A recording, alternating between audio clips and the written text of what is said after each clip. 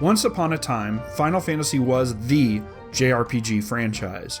Unfortunately, in the last decade, it hasn't seen the same kind of success it enjoyed in the past, but recent releases were still a lot of fun, and the announcement of Final Fantasy XVI has me hyped. One Final Fantasy game that has been raking in the dough for Square Enix lately is Final Fantasy XIV. Yes, the MMORPG that you have to pay monthly to play. I'm a huge fan of Final Fantasy XIV. I've logged literally thousands of hours in this game, and have been continuously subbed for quite a long time now. If you want to know why I had such a long break in video releases, you can blame Final Fantasy XIV. If you aren't aware, the original release did not go over well with players, and the company scrapped it, started over, and now enjoys the success of one of the best MMORPGs of all time. The awesome thing about Final Fantasy XIV is that it has a very strong story, a story that holds its own in the pantheon of Final Fantasy games. It has interesting and lovable NPCs, a treasure trove of lore that helps build the world you play in, and puts you, the player, in the seat of the protagonist. You are the driving force behind the events in the world of Eorzea. But the real reason we're here today is because Final Fantasy XIV is constantly honoring the games that came before it. Not only are you getting the staples such as chocobos, moogles, summon monsters, and the traditional Final Fantasy jobs, the game also pulls in characters, enemies, equipment, stories, and whatever else it can fit in from other games. The references are many, and I've always wanted to talk about some of my favorites. And for more fun, I went ahead and dressed my character as Terra from Final Fantasy VI. Before we begin the list, I want to thank some of my friends from my free company and others that are closely tied to us for lending a hand in recording raids and dungeons. It's always more fun to play through these things with friends than random people you don't know. And these guys even went above and beyond when I mentioned that I'd be dressing my character as Terra. They all dressed as Final Fantasy characters from previous games also. This was more fun to get footage than I had anticipated because of them. Thanks, guys! This is not an exhaustive list, as the direct references to older Final Fantasy games number in the dozens, if not hundreds. It's a list of my personal favorites as of right now. Other lists like this may follow in the future, but for now I have 10 awesome throwbacks, in no particular order, to retro Final Fantasy games for you to enjoy.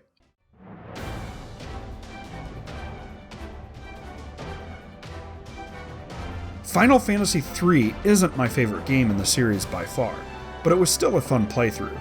The final dungeon is a massive gauntlet consisting of 4 portions: the Ancient's Maze, the Crystal Tower, the Forbidden Land Eureka, and the World of Darkness.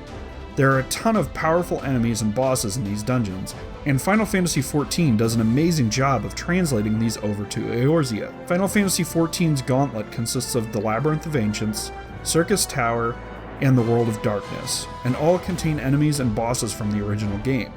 While it's definitely not as much of a trial as the original, it's still tough enough that you need a full complement of 24 players to make it through unscathed at level 50. Or you can just take a handful of people at level 80 and steamroll it. Either way, bosses such as Skyla, Eamon, and Xandi, who are found in the original game, make an appearance in Circus Tower, which is probably my favorite of the bunch. And again, it's really cool to see Amano's original artwork in the original 8-bit sprite work make a reappearance as fully 3D detailed models. And the fact that 14 stays so true to the original dungeon is super cool.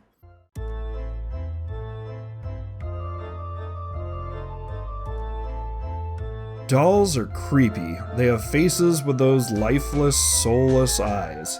And when Square wanted to make a creepy boss back in the day, they figured the best way to do that was to make a boss that was just creepy dolls. And when you beat them all, they'd form together to make one giant creepy doll. And they even added a perfect creepy doll musical number for them all to dance to. Great. Why would you want to see this in 3D? Well, because sometimes creepy shit is fun. In the first Final Fantasy XIV expansion, Heavensward, you have to tackle an upside-down tower to try to peer into the life stream to find some wayward friends. There are a few cool references to older Final Fantasy games in this dungeon, notably these little mammoths are automatons or robots in 14, dressed like job classes that have black faces with glowy eyes, and these centaurs, which are 3D versions of the same enemies from Final Fantasy IV. But the end boss? Oh yeah, Calcabrina. It works similarly to the original game too, where you have to beat up the small dolls first, then they form together into a big ol' creepy ass naked doll. Back in the day, this was likely harder content, but today it's a pretty quick fight, unfortunately. But the music from Final Fantasy IV is back, and I just love that it is. Honestly, Final Fantasy XIV could use a lot more direct references to 4, but that's just my opinion.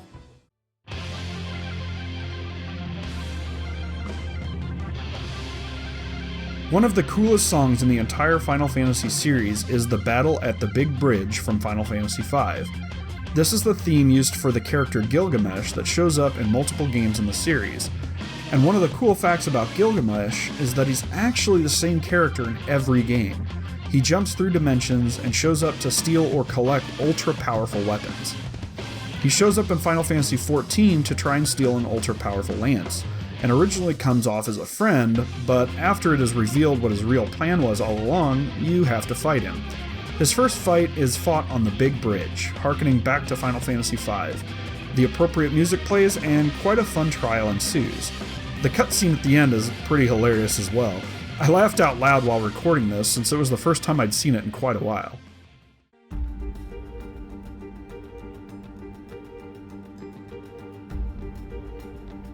Final Fantasy VI introduced Magitek Armor. It was a huge part of the early game, and the official logo even features Terra, one of the main characters, in a suit of Magitek Armor.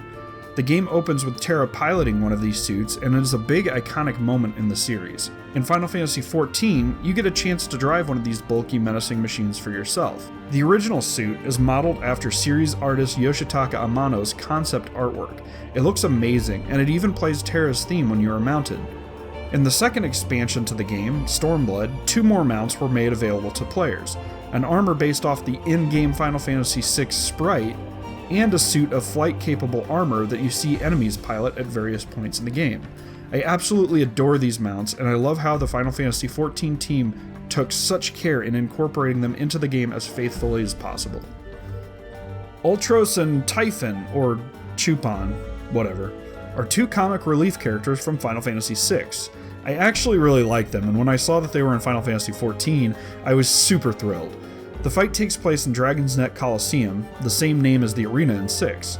Some fun stuff that shows up is your characters being transformed into imps.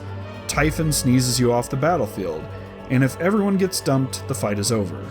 And these giant weights that look just like the ones Ultros tried to drop on Maria in the opera sequence in his game. Finally, the music is literally just the battle theme from Final Fantasy VI. It's a really fun fight, and I love getting this in roulettes, not that it ever happens. You should remember that a big key part of the first half of Final Fantasy VI is the existence of espers, and that the evil Gestalian Empire has imprisoned them to extract their essence to create Magitek. There is a whole facility specifically for this endeavor, and as the heroes of the game, you must infiltrate and sabotage it to help free the espers and deal the Empire a devastating blow. Final Fantasy XIV includes a dungeon late in the Stormblood expansion that draws a lot of inspiration from the Magitek research facility. Castrum Ebania is a Magitek facility for the evil Garlean Empire, and it houses a giant cannon that your heroes need to disable to proceed with their mission in the region. The facility houses enemies that are pulled straight from Final Fantasy VI. The Magna Rotor boss and other mobs are modeled after Mag Rotors in Final Fantasy VI. Number 24 is the second boss in the dungeon, and not only looks like number 24 from 6, but even has a barrier change mechanic that you have to pay attention to so that you can attune yourself to the proper element to damage him, much like his barrier change in 6. The last boss of the dungeon, Inferno, is obviously taken from the same boss in Final Fantasy VI in Kefka's Tower, or the boss from the minecart escape sequence. It's really cool to see these enemies realized in full 3D graphics in such lovingly crafted detail. The Stormblood expansion does a lot of this with a bunch of other enemies from Final Fantasy VI as well. One of the most iconic boss battles in Final Fantasy history is the fight with a friggin' train in 6. Sabin and his gang are trying to get back to Narshe to meet up with the returners, but first they have to take a detour through the Phantom Woods and ride the train that takes the departed of Doma to the other side. After making their way to the front of the train, the team gets to fight the locomotive, and Sabin can famously suplex the whole damn thing. In Final Fantasy XIV, you are able to fight a recreation of the Phantom Train due to a program that the being Omega is running while trying to find out if you are the greatest warrior. Or something. I didn't actually pay attention to the storyline of these raids. You're also able to fight the painting monster Chardanook, the guardian from Vector in Kefka's tower, as well as Kefka himself, but the Phantom Train is probably my favorite fight from the bunch. You fight the train itself and avoid ghosts and other mechanics. At one point, you get to jump on top of the train to beat up its smokestack, which feels like a nod to the method to trigger the fight in 6. Additionally, you get to fight a ghost in a passenger car, and the interior is faithfully designed to look like the sprite work of the original game. Everything about this fight, down to the music, is a nostalgia trip. It's just unfortunate that you can't suplex the train.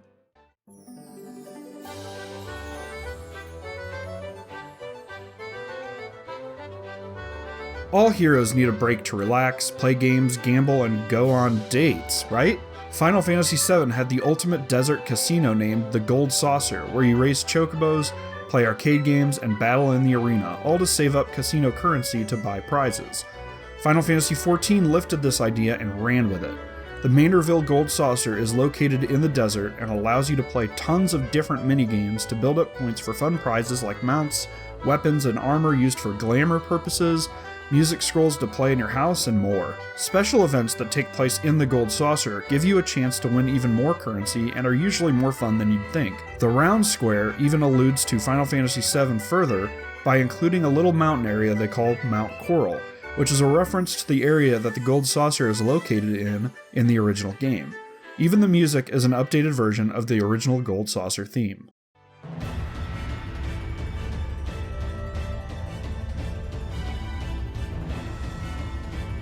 The latest set of 8-man raids in 14 at the time this video is created is based around Final Fantasy VIII's Eden summon. In that game, Eden is found by drawing it from the optional superboss Ultima weapon. There isn't really much to Eden story-wise as far as I can remember. Admittedly, it's been a while since I've played 8, so I may be wrong here. In any case, in Final Fantasy XIV's universe, Eden is the first Sin Eater. I won't go into more of that story-wise, but just know that it plays a big part in the backstory of the latest expansion. Eden looks like a giant ship or spacecraft, or maybe even a garden like Balam or Galbadia's giant school spaceship things. You board it and have to do battle with an entity inside. During the fight, it uses the summons attack from Final Fantasy VIII on your party, and it's pretty dang close to the original.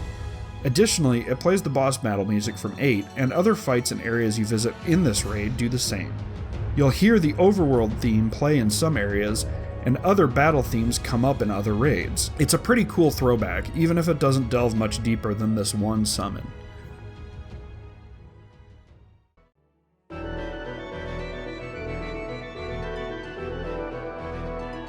Tactics in 12 are some of my favorite Final Fantasy games, so the raids in Final Fantasy XIV based around these are some of my favorites. The whole raid story ties Final Fantasy XII and Final Fantasy Tactics together, with Rabanastre from 12 being built upon the major city of Lazalia from Tactics, and characters from both games showing up in different ways. Hey, look, it's Fran! But the coolest raid out of these three is Orban Monastery, because you get to fight Mustadio, Agrias, and TG Cid before going on to fight the end boss from Tactics, Ultima. The heroes from Tactics are actually here to prevent you from unsealing Ultima, so they aren't bad guys, don't worry, they're just testing you. A bunch of cutscenes play out that show what happened during and after Tactics. It's not necessarily canon, and some changes are made so it makes sense in the 14 universe, but these are really super cool to see, and other characters make an appearance like Delita, Ovelia, and Ramza himself. There are a ton of references to past games in Final Fantasy XIV. If you're a fan of the game, which are your favorite references?